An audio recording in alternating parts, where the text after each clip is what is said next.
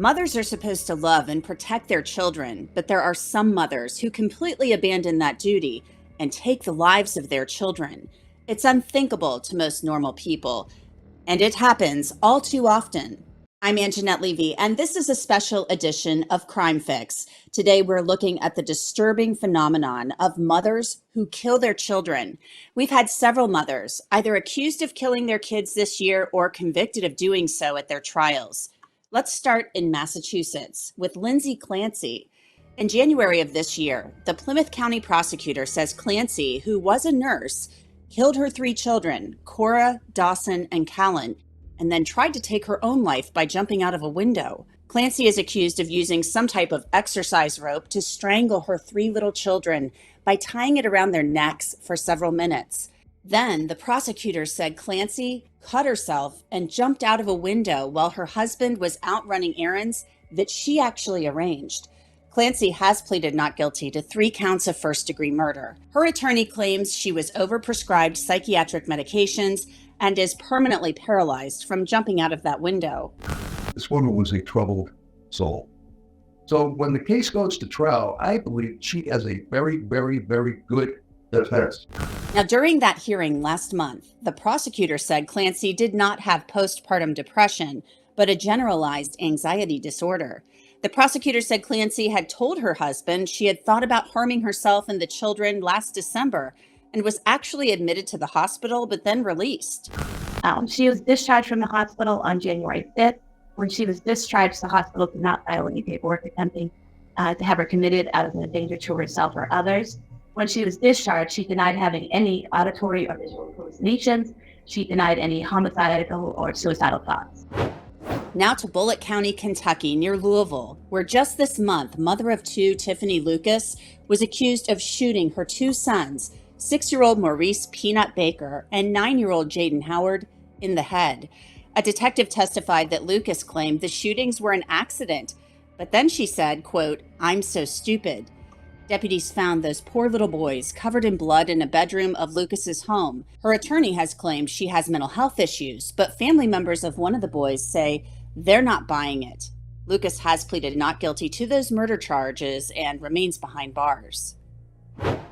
In Walterboro, South Carolina, a jury found a mother responsible for her disabled daughter's death this year.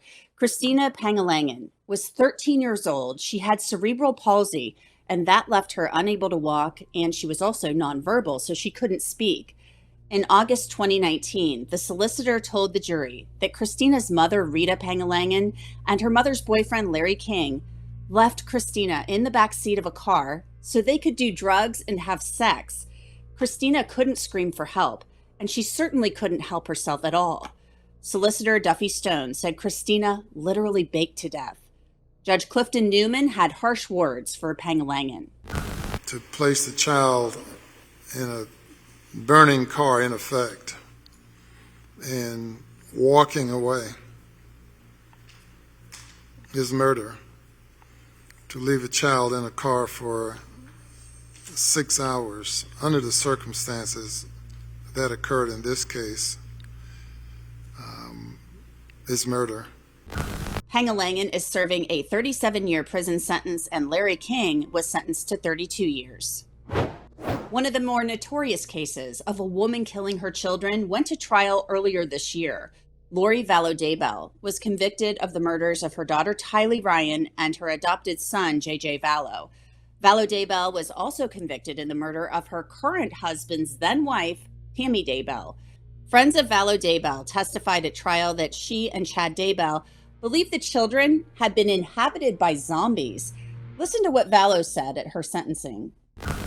I've had many angelic visitors have come and communicated with me and even manifested themselves to me. Because of these communications, I know for a fact that my children are happy and busy in the spirit world. Because of my communications with my friend Tammy Daybell, I know that she is also very happy. Vallow-Daybell is serving 3 life sentences for the murders of Tylee, JJ, and Tammy Daybell. She'll be going to Arizona any day now to face charges for Charles Vallow's murder. One of the most infamous cases of the last 30 years, Susan Smith, the woman who drove her two young children into a pond and then claimed she'd been carjacked by, quote, a black man. But Smith's story wasn't adding up, and police thought it was fishy from the start. It turned out on October 25th, 1994, Smith drove her two young sons, Michael, age 3, and Alex, who was just 14 months old, into a pond and let them drown. Smith even carried on this ridiculous charade about the black man for 9 days, going on TV and begging for her children to be returned. I would like to say to whoever has my children that they please bring them home to us where they belong. Smith is serving a life sentence, and she's hoping to be granted parole.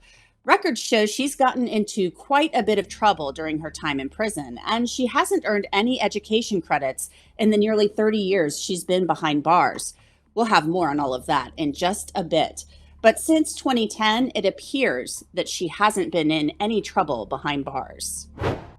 When we see these stories, I, as a mom especially, always wonder what in the world is going on with these women that they take the lives of their children who they're supposed to be protecting and caring for. Well, joining me to discuss this is somebody who knows a thing or two about it. He is Joe Giacalone. He's a retired NYPD homicide sergeant, and he's also written a book about solving cold cases. Joe, thanks for coming on Crime Fix. We appreciate it. Thanks for First having of me, all, Angenette. yeah, thanks for coming on. So, Joe, what is it that you think goes on with women that they are willing to go to this extent? I mean, you've investigated many homicides over the years.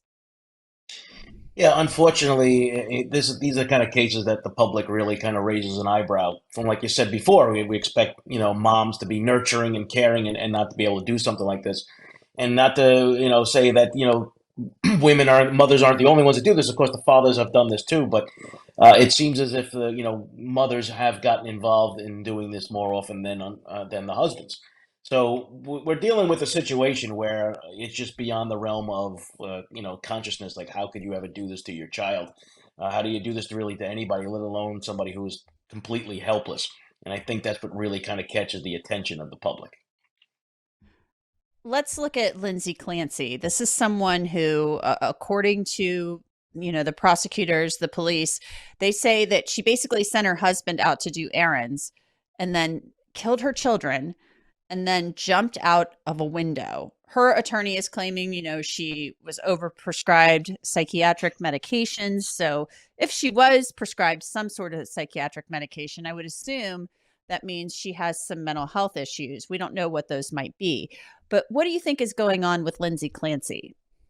Well, I mean, there's some planning involved in this, right? It seems as if she had a plan to send her husband out to pick up the medicine for one of their, I think it was their son, and then when he leaves, then she does these heinous acts. I mean, we're talking about strangulation kind of things too, and I mean, those are up close and personal kind of killings, and it's really something where you're looking into this person's eyes when you're doing this, and I can't imagine doing that to your own child. No, not at all. And it'll be interesting to see how this case moves through the system, whether or not she ends up entering into some type of plea agreement where she pleads guilty and spends a long time in prison or what have you. Let's go now to South Carolina and Rita Pangalangan. And this case is just, they're all horrific. But this one, I mean, the little girl, Christina, had cerebral palsy. She's not able to help herself. And she is left in a hot car to die. I mean, that is a horrific way to go. And this was a child with disabilities. So what do you think was going on with this case? Well, I mean, you have a situation that unfortunately we've heard of a number of times where you leave a child in the backseat of a hot car. I mean, she was there for, I believe it was over 5 hours in this car. And if anybody has ever been stuck in a car without air conditioning, even for 10, 15 minutes, it's brutal. So you couldn't imagine what this poor little girl suffered, not being able to help herself even or call for help in that respect or get herself out of the car. Talk about a torturous death. And allegedly, her and her boyfriend were out using drugs while this was all going on. That's what the story is behind it. So, I don't understand this situation where people leave. I can imagine, leaving your groceries in the car and just remembering them when you come inside to go that, but leaving a child in the car, especially one that is disabled when you know you have specific responsibilities, I find it difficult to comprehend. Yeah, get a babysitter. How about that? I thought it was interesting that Judge Newman, in sentencing her and the boyfriend, he said, "Look, this happens where people leave a child in the car, like they forget or what have you." I actually have done stories on that in the past, and there are things they say moms should do, like leave your purse in the back seat so you don't forget the baby or what have you. And these are horrible, horrible cases, but this was just totally not that case at all. So it's an awful, awful thing. Let's move on now to somebody who was obviously on trial earlier this year. There were not cameras in the courtroom, but we had the audio and we have a lot of pictures of her from before. But Lori Vallow Daybell, there's a whole lot going on there, Joe. So she's got Chad Daybell, who comes into her life. Before that, she had been described as a loving mother to both JJ and Tylee. And that changed, it seemed. And she had this thing going on where she thought the kids were kind of inhabited by zombies. I mean, it's just, to me, it's borders on absurd. But the fact that she may actually believe, I don't know if she actually believes it, but she seems to act like she believes that the kids are in a better place. Yeah, and it's it goes beyond the kids too, right? Because she's also charged with the death of her husband's first wife. Right. Tammy So I Daybell, mean, she was convicted of that. Yeah.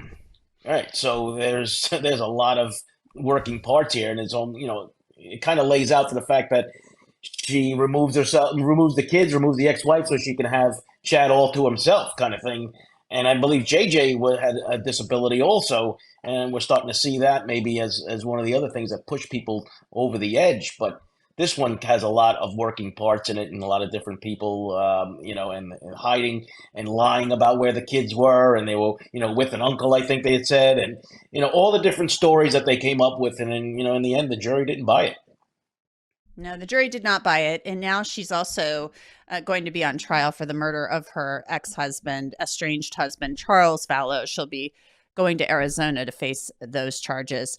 This is a more recent case, Tiffany Lucas. This happened in Kentucky, and she is accused of shooting her two little boys in the head. It's absolutely horrific. She then claimed that it was an accident, according to one of the law enforcement officers who testified at a hearing recently, and then said something to the effect, according to this officer or this deputy, of, "Oh, I'm so stupid," or something like that. What do you think's going on with Tiffany Lucas? Yeah, no, I mean, an accidental discharge is one thing, but to have two of them with these kids, and both of them being unfortunately shot in the head, first of all, the forensics and everything else is going to tell the truth in those cases all the time, right? We're talking about angular trajectory. We're talking about gun powder residue. There's a lot of different working parts in that investigation that can prove or disprove somebody's story rather quickly. Most certainly. And so she is going to be moving through the court system as well. She's in jail currently. And so we'll see what happens with her case. She is innocent until proven guilty. But we have some pretty compelling evidence that this was not an accident. Finally, let's talk about Susan Smith. This is a case going back many years to 1994. It was a national story, Joe. We had Susan Smith claiming that she had been carjacked and that her children were kidnapped. But that turned out to not be the case. It was the case that she actually drove the vehicle with her children in it into a lake. She killed her own kids. She's doing life in prison for this, and she's had a lot of issues since she's been in prison. Had a lot of behavioral issues in prison. Got in trouble for having sex with a corrections officer. That guy went to jail for a while for this. So she's a bit of a mess. She's also been discovered using drugs, been caught using drugs in prison. Yeah, and here's the issue. I mean, she watched these kids drown, and she actually, if you remember, she made it into a racial incident too, by Right. claiming that a black man had carjacked them, which then created even more of a national news story, and a lot of people were angry and got the, you know, so she pushed all the buttons in regards to all this, and then in the end, you know, everything started pointing to her, including some of the interviews that she and her husband did, where you know you can if you get a chance to watch those interviews again, she gives out some clues because the husband was very he was saying like, oh, you know, we're gonna find the kids, don't worry about it, this and that, and she was just kind of like, yeah, you know, not so much. So you know, there was some clues into those interviews that she was responsible for this in the end, and then, unfortunately, it's one of the most horrific cases, and she's now trying to get out too on parole, which I don't believe she should ever see the daylight again beyond those four walls. I think it's highly unlikely that she would get parole, but these days, you just never know. There are all kinds of people I think that eventually get parole that we never think would, but we'll have to wait and see. Joe Giacalone, thank you so much for coming on. We appreciate it. Anytime, Angenette. And that's it for this edition of Crime Fix. I'm Angenette Levy. Thanks so much for joining us. We will see you back here next week.